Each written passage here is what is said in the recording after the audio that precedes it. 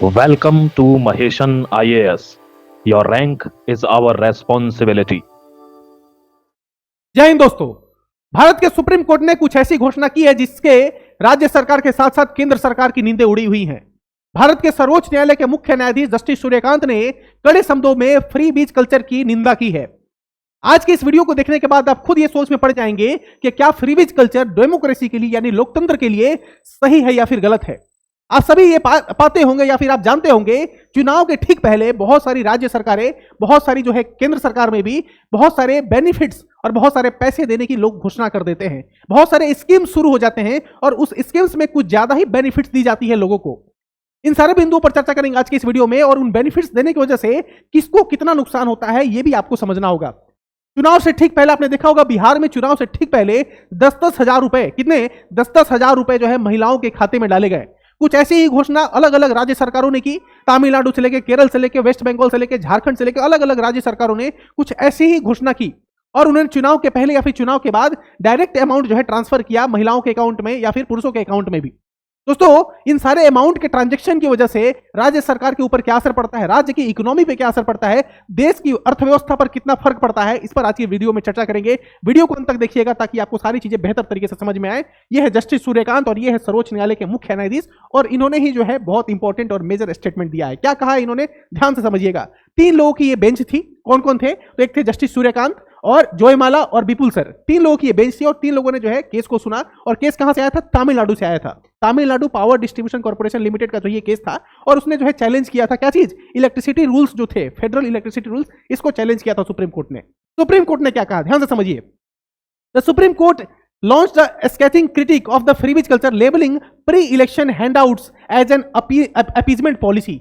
इन्होंने बोला ये तो अपीजमेंट पॉलिसी। अपीजमेंट पॉलिसी का मतलब क्या हुआ? किसी को लुभाने के लिए इस तरह की घोषणाएं की जाती हैं। फ्री बीच कल्चर क्या है? फ्री बीच कल्चर का सिंपल सा मतलब यह है कि किसी को लुभाने के लिए, यहां पे किसी का मतलब क्या है? जनता को लुभाने के लिए कुछ ऐसी घोषणा कर दो जिससे चुनाव का सारा खेल ही पलट जाए। आपने देखा बिहार के चुनाव में क्या हुआ? 10-10 हजार रुपए की जैसे ही घोषणा हुई और जैसे ही लोगों के खाते में 10-10 हजार रुपए आए, जब नतीजे आए चुनाव के तो बहुत ही अप्रत्याशित थे। आरजेडी जो कि सबसे बड़ी पार्टी मानी जाती थी बिहार की, उसका सुपड़ा साफ हो गया। राष्ट्रीय जनता दल का सुपड़ा साफ हो गया और भारतीय जनता पार्टी और जेडीयू की जो एक तरीके से मिली भगत थी, जो अलायंस था, उसने जो है बहुत ही बड़ा मैंडेट हासिल किया। दोस्तों, ये कह सकते हैं कि एक जो 10 हजार रुपए का जो डिसीजन था देने का महिलाओं का, वो एक काफी इंपॉर्टेंट रोल प्ले किया उस इलेक्शन में। तो यहां पे जो कहा है जस्टिस सूर्यकांत ने, वो कहा है कि ये तो अपीजमेंट पॉलिसी है, लोगों को लुभाने के लिए इस तरह की पॉलिसी लाई जाती है। दोस्तों, यहां पे देखो, the CGI noted that the most states are currently revenue deficit. बहुत सारे देश जो है, बहुत सारे राज्य जो है वो राजस्व घाटा में चल रहे हैं। यानी कि जितनी आमदनी नहीं है उतना ज्यादा खर्च है। यानी कि 100 रुपए की आमदनी है और 200 रुपए का खर्च है। हर एक राज्य सरकार की कुछ ऐसी ही स्थिति है। यानी कि आमदनी कम और खर्चा बहुत ज्यादा। और ये खर्चा कहां पे हो रहा है? इन्हीं सारी चीजों पे खर्चा किया जा रहा है। सब्सिडी बहुत ज्यादा दी जा रही है, कैश ट्रांसफर बहुत ज्यादा किया जा रहा है। 10-10 हजार रुपए आप दे रहे हैं, 5-5 हजार रुपए दे रहे हैं। कुछ ऐसा ही स्कीम दिल्ली गवर्नमेंट ने भी शुरू किया था। आप याद कीजिए, दिल्ली में जब इलेक्शन हो रहे थे उस समय लाडली योजना शुरुआत की गई थी, माई बहन योजना कहीं शुरुआत की जा रही है। तो अलग अलग स्टेट में अलग अलग तरह के स्कीम शुरू किए गए जहां पे महिलाओं के अकाउंट में डायरेक्ट कैश ट्रांसफर करने की बात की जा रही थी। लेकिन इससे क्या हो रहा है? इससे हो रहा है रेवेन्यू डेफिसिट, यानी राजस्व घाटा हो रहा है राज्य को, और इसका नुकसान भी हो रहा है राज्य को। लेकिन इस पे सबसे ज्यादा नुकसान किसको है? सबसे ज्यादा नुकसान उन लोगों को है जो टैक्स दे रहे हैं। दोस्तों, भारत में टैक्स देने वाले लोग कितने हैं? आपको जानकर हैरानी होगी कि भारत में 12 लाख रुपए तक तो टैक्स लगता ही नहीं है। यानी 12 लाख तक अगर आप अर्न करते हैं तो कोई भी टैक्स आपको नहीं देना है। 12 लाख से अगर आप ऊपर अर्न करते हैं तो आपके ऊपर जो है टैक्स लगेगा। लेकिन टैक्स देने वाले लोगों की संख्या कितनी है? दोस्तों, 5 करोड़ भी नहीं है। 150 करोड़ के पॉपुलेशन में 5 करोड़ भी लोग अगर टैक्स नहीं दे पा रहे हैं, इससे क्या पता चलता है कि भारत में टैक्स की चोरी तो बहुत ज्यादा होती है। टैक्स की चोरी तो बहुत ज्यादा होती है और जो लोग टैक्स देते हैं वो इतने ज्यादा टैक्स दे रहे हैं कि उन्हीं के टैक्स के बदौलत ये सारे जो है ट्रांसफर हुए जा रहे हैं। आप सबने देखा होगा, direct tax, indirect tax, GST, corporate tax, बहुत सारे सेस लगते हैं, बहुत सारे सरचार्जेस लगते हैं। ये सब क्या? ये सारे टैक्स हैं। और ये टैक्स कौन दे रहा है? ये सारे टैक्स वो लोग दे रहे हैं, हम जैसे लोग दे रहे हैं। देखो, एक तो टैक्स होता है hidden tax, hidden tax, invisible tax भी होता है। जैसे मान लो कि कोई बिस्किट जो है वो 5 रुपए की है और 5 रुपए की जो बिस्किट थी, वो 5 रुपए की बिस्किट में हमने 5 रुपए की बिस्किट खरीदा, उसमें 10 बिस्किट मिल रहा है। लेकिन अगले साल हम 5 रुपए की बिस्किट खरीद रहे हैं, उसमें सिर्फ 7 बिस्किट ही मिलेगा। ये हिडन टैक्स है दोस्तों। 5 रुपए का ही बिस्किट है, प्राइस नहीं बढ़ा, लेकिन उसने क्वांटिटी में जो है यहाँ पे कम कर दिया। कुछ ऐसे ही टैक्स होते हैं जैसे कि हम कोई भी चीजें खरीदने जाते हैं तो जो भी चीज हम खरीदे, मैंने ये पेन खरीदा, ये माइक खरीदा, ये बोर्ड खरीदा, हर चीज में मैंने जो है गवर्नमेंट को टैक्स दिया है। और ये टैक्स का गवर्नमेंट क्या यूज कर रही है? गवर्नमेंट इस टैक्स का यूज फ्री बीज कल्चर, लोगों को जो है रेवड़िया बांटने में जो है यूज कर रही है। कहां तक ये चीजें सही हैं आप कमेंट सेक्शन में जरूर बताइए। Infrastructure at risk, the bench emphasises that the indiscriminate spending leaves not a penny left for essential infrastructure. आप इस तरीके से पैसे खर्च कर रहे हैं जिसका कोई मतलब नहीं है। इंफ्रास्ट्रक्चर डेवलपमेंट पे आप काम नहीं कर रहे हैं, आप हॉस्पिटल्स नहीं बना रहे हैं, आप रोड्स नहीं बना रहे हैं, आप ब्रिजेस नहीं बना रहे हैं, आप जो है एजुकेशनल इंस्टीट्यूशन को सेटअप नहीं कर पा रहे हैं, आप जो है लोगों के अंदर स्किल डेवलपमेंट सेंटर्स डेवलप नहीं कर पा रहे हैं। लेकिन आप ज्यादा पैसों का इस्तेमाल कहां कर रहे हैं? आप इस्तेमाल कर रहे हैं इनडिस्क्रिमिनेट तरीके से, है ना। आप जो है बहुत ही गलत तरीके से जो पैसों का इस्तेमाल कर रहे हैं, जिससे क्या हो रहा है? रेवेन्यू डेफिसिट भी बढ़ रहा है और इंफ्रास्ट्रक्चरल डेवलपमेंट भी नहीं हो रहा है। इसीलिए कहा है उन्होंने कि स्कूल्स पे, मेडिकल कॉलेजेस पे, हॉस्पिटल्स पे, रोड्स पे, इन सब पर कोई खर्च नहीं किया जा रहा है, बल्कि इन पैसों का इस्तेमाल कहां पे किया जा रहा है? चुनाव को जीतने में, है ना दोस्तों। देखिए ना क्या कहा है, कई राज्य सरकारें भारी कर्ज में है। जस्टिस सूर्यकांत कह रहे हैं कि भाई कई राज्य सरकार जो है वो भारी कर्ज में है। और कर्ज में कैसे आए? क्योंकि उन्होंने कमाई तो हुई 100 रुपए की और खर्च कितना कर दिया? 200 रुपए कर दिया। समझ में आ रही है आपको बात? घाटे के बावजूद मुफ्त योजनाएं बांट रही है, घाटे में चल रहे हैं, लेकिन फिर भी जो है खर्च जो है वो बढ़ता जा रहा है। आप सोचेंगे पैसे कहां से आ रहे हैं? अरे लोन मिल जा रहा है इनको, लोन मिल जा रहा है। आप सोचेंगे पैसे कहां से मिल रहा है? सेंट्रल गवर्नमेंट की तरफ से पैसा मिल जा रहा है। दोस्तों बिजली दूसरी सुविधाएं देती रहेगी मुफ्त में, तो आखिर इनका खर्च कौन उठाएगा? फ्री बिजली, फ्री पानी, फ्री बस सेवाएं। दिल्ली में आप देखो तो फ्री बस है महिलाओं के लिए, फ्री इलेक्ट्रिसिटी है, बिल्कुल दो, फ्री इलेक्ट्रिसिटी दो, फ्री बस दो, आप सब कुछ दो फ्री में। लेकिन सिर्फ जो जरूरतमंद है उनको दो, आप जिनको नीड है उनको दो आप। लेकिन अभी आपने क्या बना दिया है? इसको यूनिवर्सल बना दिया है कि अगर फ्री बिजली देंगे तो सबके लिए फ्री बिजली देंगे, अगर फ्री बस टिकट देंगे तो जितनी भी महिलाएं हैं, चाहे वो अमीर हो, गरीब हो, चाहे वो लाखों रुपए कमाती हो या फिर 100 रुपए कमाती हो, सबको फ्री बस सेवाएं दे दी। तो ये यूनिवर्सल जो बेनिफिट हम दे रहे हैं सबको, ये सबसे बड़ा नुकसानदेह है। आप जो है टारगेट लोगों को नहीं दे रहे हैं कि भाई इतने ही लोगों की जरूरत है और इतने ही लोगों को हम देंगे। इस तरह से अगर टारगेट बेस्ड बेनिफिट्स अगर हम दें तो कोई दिक्कत नहीं, लेकिन अगर सबको हम देने लगेंगे तो सबसे ज्यादा दिक्कत होगी। इसीलिए बोला है उन्होंने, why cash transfer scheme just before election. Election के ठीक पहले आप क्यों किस तरीके से है कैश ट्रांसफर कर रहे हैं लोगों के अकाउंट में? इससे क्या होगा? इससे लोगों के जो है विचार प्रभावित होंगे, इससे लोगों के जो डिसीजन है वोट देने के वो प्रभावित होंगे और अल्टीमेटली उसको बेनिफिट मिलेगा जिसने उस कैश को ट्रांसफर कराया है। ये सीधे कहना है जस्टिस सूर्यकांत का। Lack of distinction, the court clarified its support welfare for the marginalise. वही मैंने बोला, क्या पुअर चिल्ड्रेन, जो गरीब बच्चे हैं, जो कुपोषित बच्चे हैं, माल न्यूट्रिशन वाले जो बच्चे हैं, जिनको जो है कुपोषण के जो शिकार हैं, उनको आप खिलाइए, उनको आप दीजिए, किसी को कोई आपत्ति नहीं होगी। लेकिन आप उनको भी दे रहे हैं। मान लो कि अगर आप जो है बेनिफिट दे रहे हैं रिजर्वेशन की, रिजर्वेशन का बेनिफिट जो है वो एक आईएएस का बेटा भी ले रहा है और एक रिक्शा चलाने वाला भी बेटा ले रहा है, रिक्शा चलाने वाले का भी बेटा ले रहा है। क्यों? क्योंकि ये दोनों जो है एससी कैटेगरी से आते हैं। अब आप सोचो ये कितना जायज है। क्या आईएएस के बेटे को उतनी तकलीफें अपने जीवन में झेलनी पड़ी होगी जो एक रिक्शा चलाने वाले के बेटे के जीवन में आई होंगी? नहीं आई होंगी। दोस्तों अगर दोनों को अगर सेम बेनिफिट मिल रहा है, दोनों को जो है रिजर्वेशन मिल रहा है, तो ये कहां तक जायज है? ये सोचने वाली बात है। इसीलिए बोल रहे हैं कि जो पुअर चिल्ड्रन है, जो अनेबल हैं, जो अयोग्य हैं, उनको आप दीजिए, समझ में। लेकिन ब्लैंकेट डिस्ट्रीब्यूशन नहीं चलेगा। ब्लैंकेट डिस्ट्रीब्यूशन का मतलब क्या? आपने सबको रख दिया और सबको जो है ब्लैंकेट से जो है ढक दिया, सबको बेनिफिट दे रहे हैं आप। Affluent benefits. CJI Kant asked why freebies often reach to the pockets of those who can easily afford services such as big landlords. Big landlords, उनको आप क्यों सर्विसेज दे रहे हैं, उनको आप क्यों बेनिफिट दे रहे हैं? जिनके पास बहुत सारी जमीनें हैं, बहुत सारे उनके पास जो है आमदनी के यानी कि इनकम के सोर्सेस हैं, उनको आप क्यों बेनिफिट दे रहे हैं? ये जस्टिस सूर्यकांत ने सीधे ये क्वेश्चन पूछा है सरकार से। यूनिवर्सल प्रिंसिपल, मैंने बताया आपको कि the bench stated that the fundamental principle should be if you want to avail a facility you pay for it. अगर आपको कोई फैसिलिटी चाहिए तो आप पे कीजिए, unless you are genuinely incapable of doing so. मान लो कि अगर स्कॉलरशिप स्कीम लाई जाए किसी कॉलेज में, किसी संस्थान में, और वो स्कॉलरशिप सबको दे दिया जाए, जिसका बाप जो है 2 लाख रुपए महीने कमाता है उसको भी स्कॉलरशिप दे दी जाए, जिसका बाप 2000 रुपए महीने कमाता है उसको भी स्कॉलरशिप दे दी जाए, कहां तक ये जायज है? कहां तक इसको हम लोग सही ठहरा सकते हैं? दोस्तों ये सोचने वाला विषय है और इसी पे जो है जस्टिस सूर्यकांत ने जो है इस पे कमेंट किया है। और देखो एक और बात मैं बताता हूं, क्रीमी लेयर का जो कॉन्सेप्ट था ओबीसी में, उस तरह का क्रीमी लेयर का कॉन्सेप्ट जो है हर एक कैटेगरी में आना चाहिए। जो लोग रिजर्वेशन का बेनिफिट ले चुके हैं, जो लोग उस दलदल से निकल चुके हैं, अगर उनको बेनिफिट अभी भी दिया जा रहा है तो ये सरासर गलत है। समझ में आ रही है आपको बात? Erosion of productivity. The court raised concern that the direct cash transfers and free food facility might destroy the national work culture. बिल्कुल, मान लो कोई एक व्यक्ति है, उसको जो है 5 किलो अनाज मिल जा रहा है, क्योंकि भारत सरकार की नियम है, food corporation of India FCI की तरफ से जो है उनको मिलता है, फूड मिलता है, 5-5 किलो हर व्यक्ति पे मिलता है, तो उसको फूड मिल ही जा रहा है, फ्री इलेक्ट्रिसिटी मिल ही जा रहा है, पानी की व्यवस्था हो ही जा रही है, तो सबको जब उसको फ्री में ही मिल जा रहा है तो वो काम क्यों करेगा? तो जो काम करने की जो संस्कृति है, जो वर्क कल्चर है, इस पर काफी ज्यादा असर पड़ेगा। और फिर जब आप अचानक उन सारी चीजों को बंद करेंगे तो ऐसा ही लोग तड़प तड़प के मर जाएंगे। क्यों? क्योंकि उनको बैठ के खाने की आदत लग गई है। क्यों? क्योंकि सरकार जो है फ्री में अनाज दे रही है, फ्री में बिजली दे रही है और फ्री में बस सेवा भी दे रही है कि भाई आप फ्री में ट्रेवल भी कर सकते हैं। दोस्तों, the question CGI asked, if you start giving free food, cycles and electricity from morning to evening, then who will work? सब कुछ आप फ्री में दे देंगे तो काम कौन करेगा? आप साइकिल दे रहे हैं, आप टीवी तक दे रहे हैं, आप अल्कोहल तो दे ही रहे हैं, तो इंटरटेनमेंट का काम हो जा रहा है, जो नेसेसिटी है फूड वो भी काम हो जा रहा है, ट्रेवल करने के लिए अगर आपको यात्रा करनी है उसमें भी आपको फ्री टिकट मिल जा रही है, तो फिर काम कौन करेगा? ये सीजीआई पूछ रहे हैं। Employment, the bench urged states to focus on opening avenues for employment and creating self-respect through earning rather than creating a culture of dependency just before election. देखो दोस्तों, अगर आपको किसी की मदद करनी है तो उसके जेब में 100 रुपए मत डालो, उसको काम करने की अपॉर्चुनिटी प्रोवाइड करा दो। अगर आप उसको 100 रुपए दोगे ना तो वो उसका मिसयूज करेगा, लेकिन rather than giving the 100 rupees, if you give him opportunity to work somewhere, अगर आप उनको कहीं काम करने का मौका देंगे वो उसके लिए ज्यादा बेहतर होगा। किसी की आपको मदद करनी है 1000 रुपए की, तो 1000 रुपए की मदद मत करो, बल्कि उसको कहीं आप जॉब अपॉर्चुनिटी दिलवा दो, कहीं पे उसको काम करने के लिए लगा दो। तो इससे क्या होगा? उसको खुद मेहनत करके काम करके कमाने की आदत लग जाएगी, और इससे जो है हमारे देश में जो डिपेंडेंसी कल्चर है कि कमाता एक है खाता 10 है, वो वाली चीजें जो है वो बदल जाएंगी। आमतौर पर परिवार में क्या होता है कि कमाते 2 व्यक्ति हैं लेकिन खाते 20 व्यक्ति हैं। तो इस तरह की डिपेंडेंसी कल्चर इसीलिए हो जाती है, क्यों? क्योंकि हम लोग कभी जो है उनको ये नहीं समझा पाते कि भाई अपने पैर पे खड़ा होकर इंडिपेंडेंट बनो, और यही कहना चाहते हैं कि भाई सेल्फ रेस्पेक्ट थ्रू अर्निंग। आत्मसम्मान तभी तो आपके अंदर आएगा जब आप खुद अपने पैसे से कमा के अपने जीवन यापन करेंगे। इसी बात को जो है यहाँ पे जो है कहा है उन्होंने, खैरात नहीं रोजगार दो, खैरात नहीं रोजगार दो। जब किसी शहर में बाढ़ आ जाती है तो लोग जाके वहां पे पैसे बांटते हैं, ये बांटते हैं, वो बांटते हैं, लेकिन वो बाढ़ ना आए, वो फ्लड ना आए, इसके लिए सरकार क्या कोशिश करते हैं? इसके लिए वो लोग क्या कोशिश करते हैं? कुछ नहीं।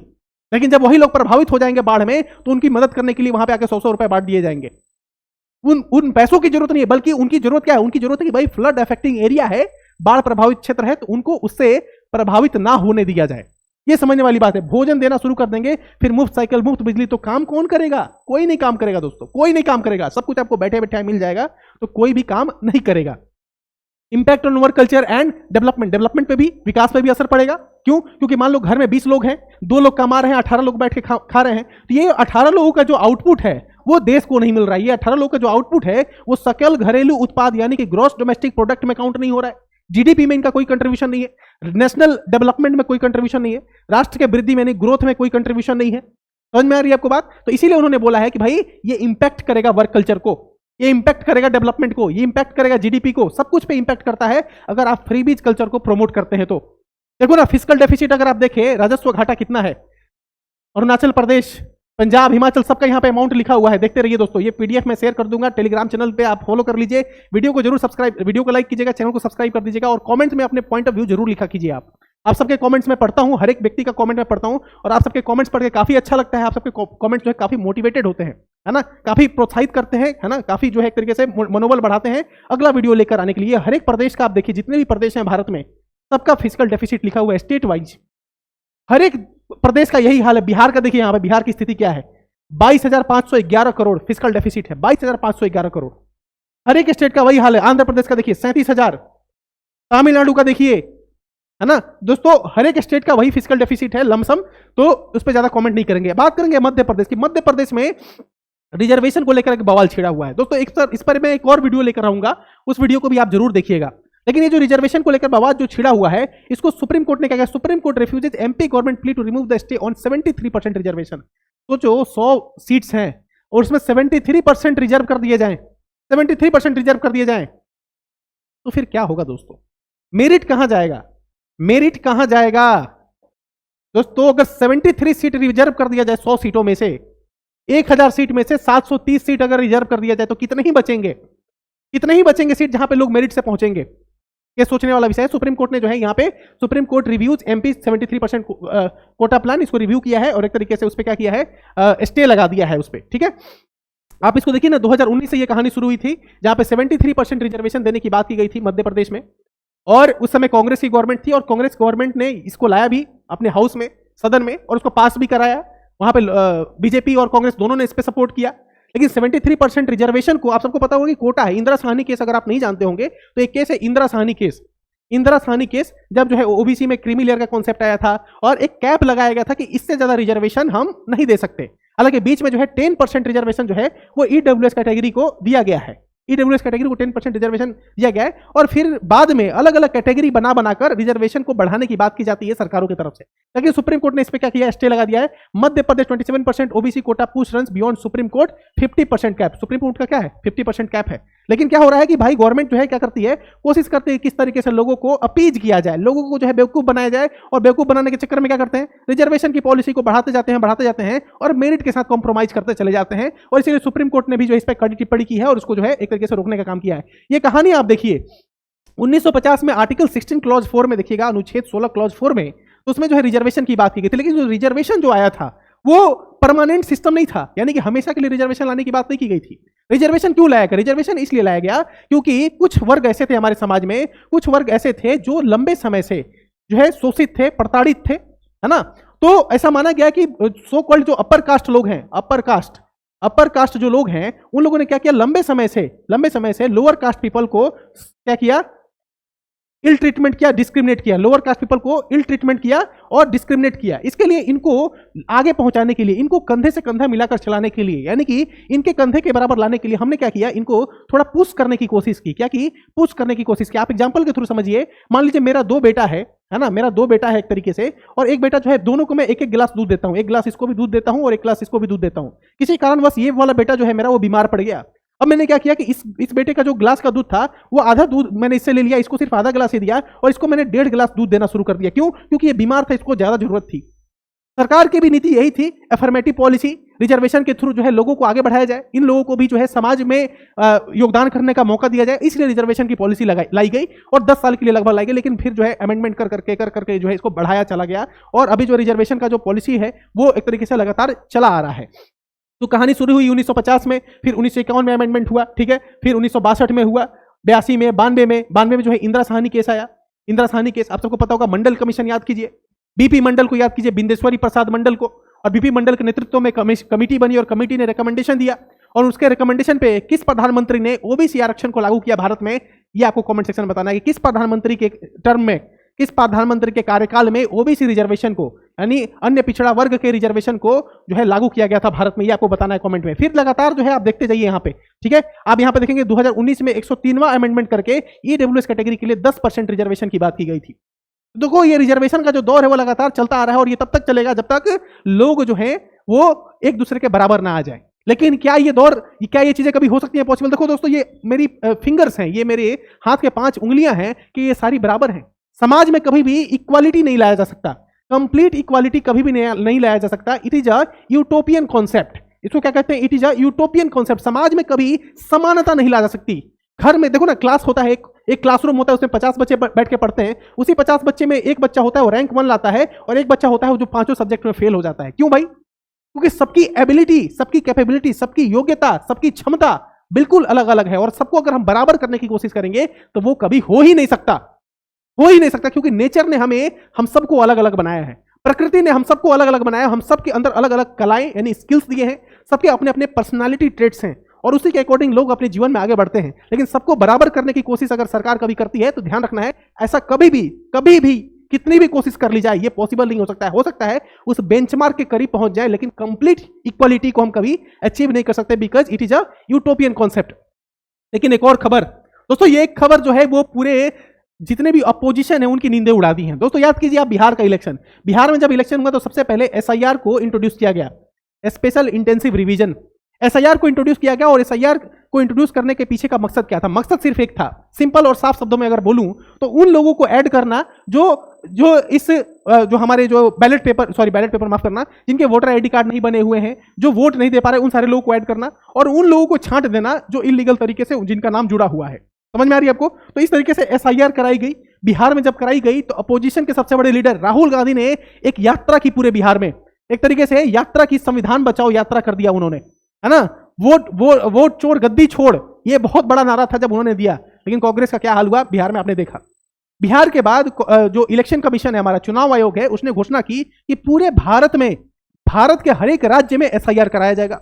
बंगाल में कराया जा रहा है, और बंगाल में जब से एसआईआर शुरू हुआ है ऐसी ऐसी घटनाएं सुनने को मिल रही हैं जिसका अंदाजा हम नहीं लगा सकते। बहुत सारे लोगों की मृत्यु हो गई, बहुत सारे लोगों की जान चली गई, बहुत सारे लोगों के नाम कट दिए गए, बहुत सारे लोगों के नाम जुड़ गए, क्या क्या घटनाएं हो रही हैं, इस पर भी एक सेपरेट वीडियो लेकर आऊंगा जहां पे आपको सारी चीजें बेहतर तरीके से समझाऊंगा। इलेक्शन कमीशन आज 17 states and 5 union territories to prepare for next phase of SIR. बोला कि भाई आप एसआईआर के लिए तैयार रहिए। Election commission order SIR in Punjab, Haryana, Maharashtra from April along side 7 census in 2027। 2027 में हमारा जनसंख्या तो जनगणना भी होने वाला है, पॉपुलेशन सेंसस भी होने वाला, जनसंख्या जनगणना भी 2027 में होने वाली है। उसके पहले इन सारे राज्यों में भी कहां पे क्या होगा, एसआईआर हमें कंप्लीट होता हुआ दिखेगा। और एसआईआर के होने से बहुत सारे बेनिफिट्स भी हैं। उन सारे बेनिफिट्स पे हम लोग किसी और वीडियो में जो है अलग से डिस्कशन करेंगे। आज का ये वीडियो आपको कैसा लगा, चीजें समझ में आई या नहीं आई, कमेंट सेक्शन में जरूर बताइएगा। और आपके क्या विचार हैं जिन टॉपिक को मैंने यहाँ पे आज डिस्कस किया है, उन सारे टॉपिक्स पे आपके क्या विचार हैं कमेंट्स में जरूर लिखिएगा। मिलते हैं किसी और नए वीडियो में एक नए टॉपिक के साथ, तब तक के लिए thank you so much, have a good day.